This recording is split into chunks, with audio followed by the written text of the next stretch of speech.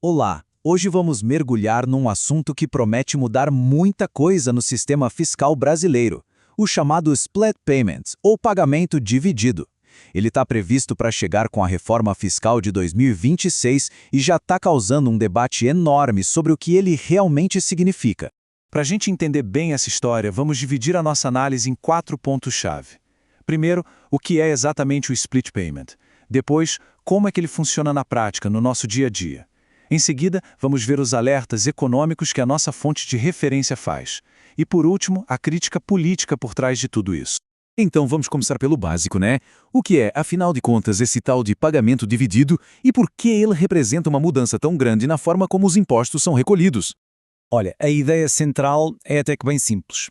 Em vez de uma empresa receber, por exemplo, R$ 100 por um produto e depois ter que separar e pagar o imposto, com o split payment essa divisão acontece na hora. O imposto já vai direto para o governo, no instante da compra. E não pensem que isso é algo para um futuro distante, viu? De acordo com a nossa fonte, essa cobrança automática já tem data para começar a valer, junto com as próximas reformas fiscais, ou seja, tá logo aí. Ok, já entendemos a teoria, mas e na prática? Como é que isso vai funcionar quando a gente for pagar por alguma coisa? Vamos ver o passo a passo de uma transação para ficar mais claro. Imagina só, você vai lá e paga R$ 1.000 por um serviço. Em questão de milissegundos, o banco ou a maquininha de cartão já faz a separação. R$ 300, por exemplo, que são o imposto, vão direto para a conta do governo. E os 700 restantes caem na conta de quem vendeu. Tudo automático. Então, aqui está o pulo do gato, a grande mudança, o fluxo de caixa das empresas. Antes, o vendedor recebia os R$ 1.000 inteiros e podia usar esse dinheiro por um tempo antes de pagar o imposto. Agora, ele só vai ver a cor do dinheiro líquido, já com o desconto. Bom, com a parte técnica entendida, vamos agora para os alertas econômicos que o nosso material de referência destaca. E aqui a conversa começa a ficar mais séria. A principal preocupação levantada é que essa mudança acaba com um respiro financeiro que é vital para muitas empresas. Sabe aquele dinheiro do imposto que ficava no caixa por alguns dias? Muitas vezes é ele que paga um fornecedor, um salário, e agora ele simplesmente some instantaneamente. A fonte usa essa frase bem popular para ilustrar um ponto. Milhões de pequenos negócios no Brasil trabalham com margens apertadíssimas. A alegação é que, sem esse capital de giro temporário, muitas simplesmente não teriam como sobreviver no dia a dia. E aí, a fonte questiona quem são os verdadeiros alvos desse sistema. Não seriam as grandes corporações, mas sim os pequenos. O vendedor informal, o barbeiro, o freelancer, a diarista, toda uma camada de trabalhadores que hoje têm uma relação diferente com o sistema de impostos. E no fim das contas, o argumento é que essa pressão financeira toda vai acabar sendo repassada para alguém. E esse alguém, claro, é o consumidor. A previsão é que com o caixa mais apertado, os preços de tudo tendem a subir.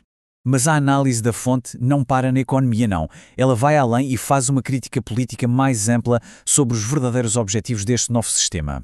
O argumento aqui é que o problema do Brasil não é a falta de arrecadação. A fonte afirma que a coleta de impostos está batendo recordes mês após mês. O ponto, segundo eles, é que o governo gasta muito mais do que arrecada, ou seja, o problema estaria na gestão dos gastos. E para sustentar esse ponto, a fonte cita alguns números. Começa com os mais de 50 milhões de reais em gastos no cartão corporativo da presidência. Passa pelo aumento para 47 bilhões de reais nas emendas parlamentares, o famoso orçamento secreto. E chega na multiplicação por 6 do fundo eleitoral, que pode passar de 6 bilhões de reais nas eleições de 2026. Essa analogia é usada para dizer que, com o split payment, o Estado vira uma espécie de sócio majoritário em cada negócio. Um sócio que tem a chave do caixa e pega a sua parte primeiro, antes mesmo de quem trabalhou para ganhar aquele dinheiro. A conclusão final da fonte é forte. O sistema mostraria um governo que não confia no cidadão para pagar seus impostos, mas, em contrapartida, exige que o cidadão confie cegamente nele. Seria uma mudança fundamental na relação de poder entre o Estado e as pessoas. E é com essa pergunta que a gente fica. O pagamento dividido é uma ferramenta de modernização necessária para organizar as contas? Ou é um mecanismo perigoso que abre portas para um controle estatal muito maior? A análise da fonte mostra que existe uma divisão clara na forma de enxergar essa tecnologia. E a resposta sobre qual lado está certo? Bom, essa fica no ar para cada um pensar.